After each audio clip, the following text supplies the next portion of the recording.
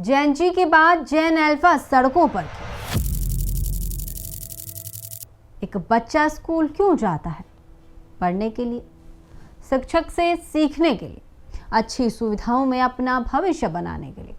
लेकिन अगर वही बच्चा स्कूल के गेट पर ताला लगा दे, सड़क पर बैठ जाए, कलेक्ट्रेट तक पहुंच जाए और प्रशासन से कहे कि हमें शिक्षक चाहिए, हमें साफ पानी चाहिए, हमें स्कूल तक सड़क चाहिए, हमें पढ़ने के लिए बुनियादी सुविधाएं चाहिए, तो रुककर सवाल पूछना ज़रूरी हो जाता है। आखिर स्कूलों में ऐसा क्या हो रहा है कि बच्चे खुद अपनी आवाज़ उठाने के लिए सड़क पर उतर रहे हैं?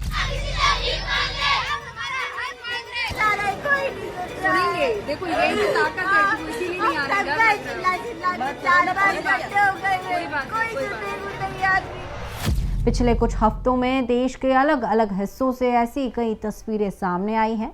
उत्तर प्रदेश, झारखंड, राजस्थान, उत्तराखंड और दूसरे इलाकों से भी कहीं स्कूलों में तालाबंदी हुई, कहीं सड़क जाम हुई, कहीं छात्र कलेक्ट्रेट पहुंचे और कई बच्चों की शिकायतों के बाद प्रशासन ने कार्रवाई भी की। मीडिया ने इन घटनाओं को एक नाम दिया, जैन अल्फा प्रोटेस्ट।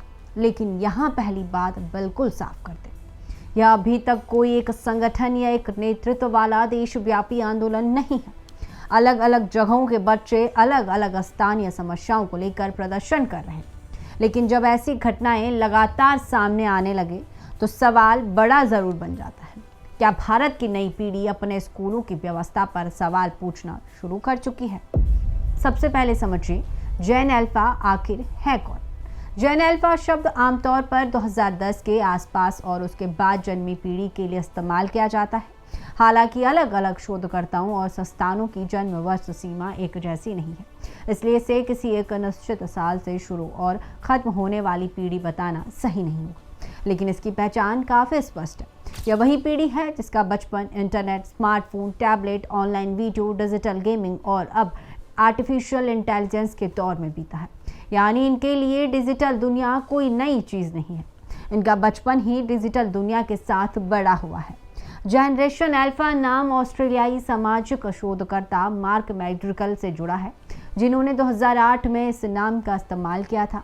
और अब इसी पीढ़ी के स्कूल जाने वाले बच्चे कुछ जगहों पर अपनी समस्याओं को लेकर सड़क पर दिखाई दे रहे। अब यहाँ सबसे ज़रूरी बात, इन सभी प्रदर्शनों की शुरुआत एक ही जगह या एक ही दिन से नहीं हुई। या अलग अलग राज्यों में अलग अलग स्थानीय समस्याओं को लेकर हुए विरोध हैं। कहीं शिक्षक नहीं है, कहीं स्कूलों की बुनियादी सुविधाएं खराब हैं, कहीं सड़क की समस्या है, कहीं भोजन और पानी को लेकर शिकायत है और कहीं छात्रों ने ऐसे शिक्षक के तबादले का विरोध किया जिसे वे अपने स्कूल के लिए बेहतर मानते थे। यानी मुद्दे अलग हैं, लेकिन सवाल लगभग एक, हमारी पढ़ाई और स्कूल की व्यवस्था ठीक क्यों नहीं है? और यही वजह है कि इन अलग अलग घटनाओं को अब एक बड़ी जैन अल्फा प्रोटेस्ट वेव के रूप में देखा जा रहा है। सबसे पहले चलते हैं झारखंड के गढ़वा कांडी हाई स्कूल के प्रभारी प्रधानाध्यापक मलय कुमार के तबादले के विरोध में छात्र सड़क पर उतर आए। छात्रों का कहना था कि उनके आने के बाद स्कूल की शैक्षणिक व्यवस्था और अनुशासन में सुधार हुआ था।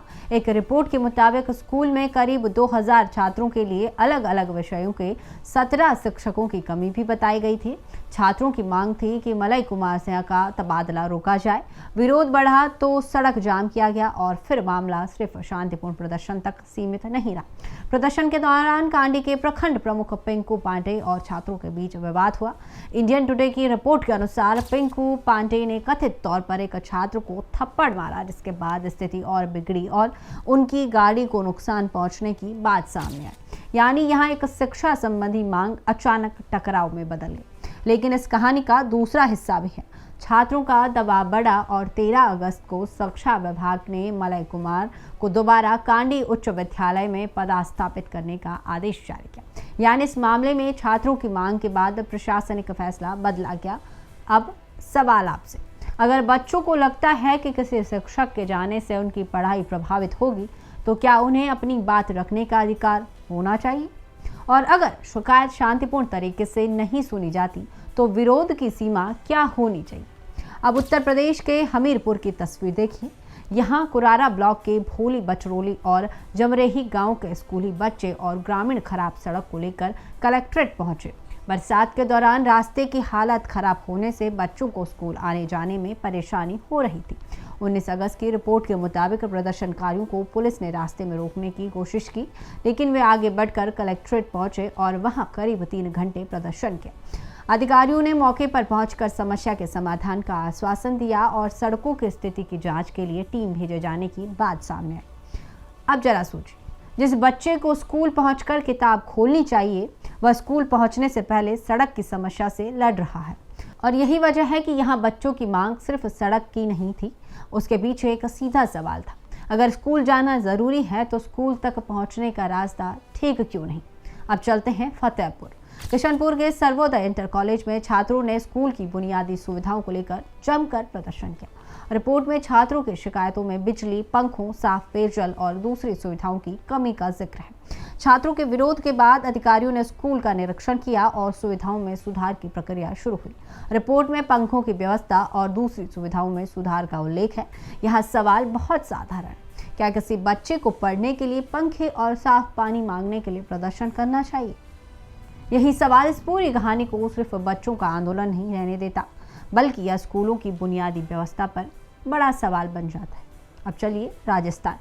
जालौर के मंगलावा स्थित पीएम श्री स्कूल में छात्रों, अभिभावकों और ग्रामीणों ने शिक्षकों की कमी के विरोध में स्कूल के मुख्य गेट पर ताला लगा दिया। रिपोर्ट के मुताबिक स्कूल में 25 पद स्वीकृत थे, लेकिन सिर्फ 7 कर्मचारी काम कर रहे थे, यानी 18 पद खाली बताए गए। स्कूल में करीब 340 विद्यार्थी पढ़ते हैं। हिंदी, अंग्रेजी, गणित, विज्ञान और संस्कृत जैसे विषयों में शिक्षकों की कमी की बात सामने आई। लगभग 4 घंटे के प्रदर्शन के बाद शिक्षा विभाग के अधिकारी मौके पर पहुंचे। रिपोर्ट के अनुसार तत्काल 5 शिक्षकों की अस्थायी व्यवस्था करने और 10 दिनों के भीतर 3 और शिक्षकों की नियुक्ति का लिखित आश्वासन दिया गया। इसके बाद प्रदर्शन समाप्त हुआ। अब एक बार फिर वही सवाल, स्कूल में छात्र हैं, कक्षाएं हैं, परीक्षाएं हैं, लेकिन शिक्षक नहीं है, तो छात्र आखिर सवाल किससे पूछे? और अब आते हैं लखनऊ। यहाँ मामला और ज्यादा चर्चा में आया। जयप्रकाश नारायण सर्वोदय विद्यालय के छात्राएं शिक्षक की कमी और स्कूल की दूसरी सुविधाओं को लेकर सड़क पर उतर गई। एक रिपोर्ट के मुताबिक करीब 250 छात्राओं ने लगभग 2.5 किलोमीटर मार्च किया और डुबंगा कानपुर बाईपास के पास प्रदर्शन किया। छात्राओं का कहना था कि शिक्षकों की कमी के कारण उनकी पढ़ाई और परीक्षा की तैयारी प्रभावित हो रही है। एक अलग रिपोर्ट में स्कूल के 20 स्वीकृत पदों में सिर्फ 8 पद भरे होने की बात सामने आई, यानी 12 पद खाली बताए गए।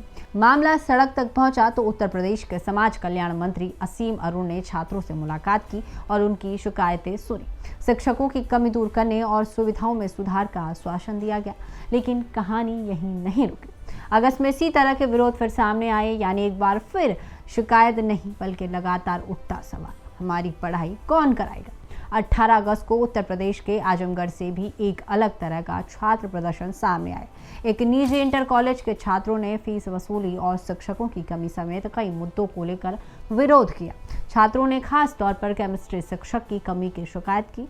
उनकी चिंता थी कि शिक्षक की कमी से पढ़ाई प्रभावित हो रही है। यहाँ एक बात ध्यान देने वाली है, बच्चों की मांग अब सिर्फ स्कूल में शिक्षक हो तक सीमित नहीं है। वे यह भी देख रहे हैं कि कौन सा विषय पढ़ाया जा रहा है और परीक्षा की तैयारी कैसे हो। यानी नई पीढ़ी अपनी पढ़ाई को लेकर पहले से ज़्यादा मुखर दिखाई दे रही है। और 19 अगस्त को उत्तर प्रदेश के उन्नावा से भी छात्रों के प्रदर्शन की खबर सामने आई। सरकारी आवासीय स्कूल के सैकड़ों छात्रों ने भोजन, शिक्षकों और पेयजल से जुड़ी शिकायत को लेकर प्रदर्शन किया। यहाँ भी मुद्दे वही थे, पढ़ाई, खाना, पानी और स्कूल की व्यवस्था। यानी अगस्त के मध्य तक उत्तर प्रदेश में ऐसी घटनाओं की संख्या और चर्चा दोनों बढ़ती दिखाई दी। उत्तराखंड में भी खटीमा की एकलव्य मॉडल आवासीय विद्यालय से छात्रों के विरोध की खबर सामने आई थी। छात्रों ने भोजन की गुणवत्ता, पानी और शौचालय जैसी व्यवस्थाओं को लेकर शिकायतें उठाई। यहाँ भी छात्रों और अभिभावकों के विरोध के बाद प्रशासनिक स्तर पर हस्तक्षेप की खबर सामने आई। यह घटना एक और बात दिखाती है, समस्या सिर्फ किसी एक राज्य या एक तरह के स्कूल तक सीमित नहीं दिख रही है। अलग अलग राज्यों में शिकायतों का स्वरूप अलग है, लेकिन बुनियादी सुविधाएं और शिक्षा की गुणवत्ता बार बार केंद्र में आ रही है। अब सबसे जरूरी सवाल है, क्या यह जैन अल्फा का राष्ट्रीय आंदोलन है? अभी उपलब्ध रिपोर्ट के आधार पर ऐसा कहना जल्दबाजी होगी, इन प्रदर्शनों के पीछे कोई एक राष्ट्रीय संगठन, केंद्रीय नेतृत्व या एक साझा मांगों का चार्टर सामने नहीं आया है। झारखंड में मुद्दा प्रधानाध्यापक का तबादला था। हमीरपुर में सड़क, फतेहपुर में बुनियादी सुविधाएं, राजस्थान में शिक्षक, लखनऊ में शिक्षक और स्कूल, आजमगढ़ में फीस और विषय शिक्षक, उन्नावा में भोजन, शिक्षक और पानी, यानी ये अलग अलग स्थानीय संघर्ष हैं। लेकिन जब एक ही समय में अलग अलग जगहों से स्कूली बच्चों की आवाज़ सामने आने लगी तो उसे सिर्फ आइसोलेटेड घटनाएं कहकर नज़रअंदाज करना भी आसान जवाब नहीं है।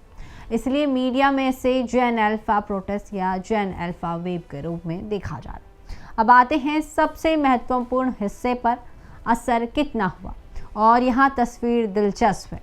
झारखंड में प्रधानाध्यापक की दोबारा पदस्थापना का आदेश हुआ। जालौर में शिक्षकों की अस्थायी व्यवस्था और आगे नियुक्ति का लिखित आश्वासन दिया गया। लखनऊ में मंत्री ने छात्रों से मुलाकात की और शिक्षक व सुविधाओं से जुड़ी मांगों पर कार्रवाई का आश्वासन दिया। और अब सबसे बड़ा अपडेट उत्तर प्रदेश से आया है।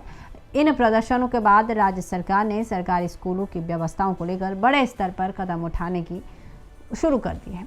40,000 से अधिक स्कूलों के लिए 14 बिंदु चेकलिस्ट जारी किए जाने की रिपोर्ट है।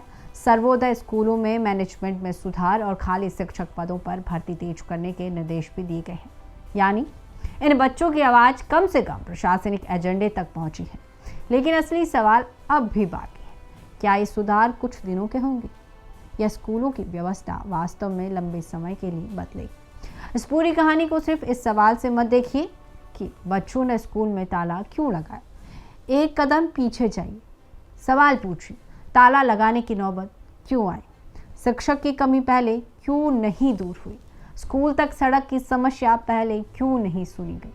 बच्चों को साफ पानी और बुनियादी सुविधाओं के लिए प्रदर्शन क्यों करना पड़ा? और अगर किसी बच्चे को अपनी बात कहने के लिए सड़क तक जाना पड़े तो क्या सिर्फ बच्चे के तरीके पर सवाल करना पर्याप्त है या गई? जैन जी के आंदोलनों ने हमें दिखाया कि युवा अपनी आवाज़ को सड़कों तक ले जा सकते हैं।